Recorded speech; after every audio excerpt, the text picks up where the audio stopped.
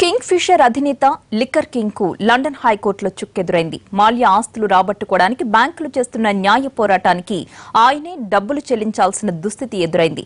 ఈ మేరకు 2 లక్షల పౌండ్లు చెల్లించాలని విజయ్ మాల్యాను యూకే హైకోర్టు ఆదేశించింది. లిక్కర్ డాన్ విజయ్ మాల్యాకు యూకే హైకోర్టు షాక్ ఇచ్చింది.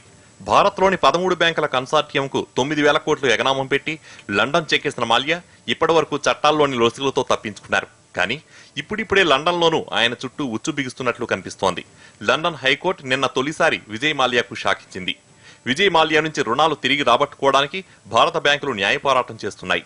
ఇందుకోసం లండన్ కోర్టులో చాలా వరకు ఖర్చు చేశాయి. అందుకని బ్యాంకుల న్యాయ పోరాటానికైన మొత్తాన్ని విజయ్ మాల్యా చెల్లించాలని యూకే హైకోర్టు ఆదేశించింది.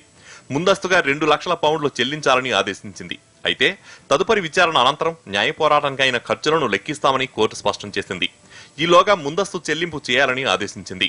మరోవైపు లండన్ కోర్టులో విజయ్ మాల్యాకు కాస్త ఊరట కలిగింది. తమ సొమ్ము రికవరీ కావడం లేదు కాబట్టి ప్రపంచవ్యాప్తంగా ఉన్న మాల్యా ఆస్తులను జప్తు చేయాలని లండన్ కోర్టులో బ్యాంకులు పిటిషన్ వేశాయి. దీనిపై విచారించిన న్యాయస్థానం ఇప్పటికిప్పుడు అలాంటి నిర్ణయాలు తీసుకోలేమని స్పష్టం చేసింది. అయితే మాల్యా నుంచి డబ్బులు రాబట్టుకునే అర్హత బ్యాంకుల కన్సార్టియంకే ఉందని తెలిపింది. అటు లండన్ నుంచి భారత్కు మాల్యాను రప్పించేందుకు వెస్ట్ మినిస్టర్ కోర్టులో ఇండియా పోరాడుతోంది. స్వర్గధామం లాంటి లండన్లో ఉండి భారత్ వచ్చేందుకు నిరాకరిస్తున్న మాల్యాను ఎట్టి పరిస్థితుల్లో ఇండియాకు రప్పిస్తామని కేంద్ర ప్రభుత్వం చెబుతోంది. వెస్ట్ మినిస్టర్ కోర్టులో భారత్ తరపున క్రౌన్ ప్రాసిక్యూషన్ సర్వీస్ వాదిస్తోంది.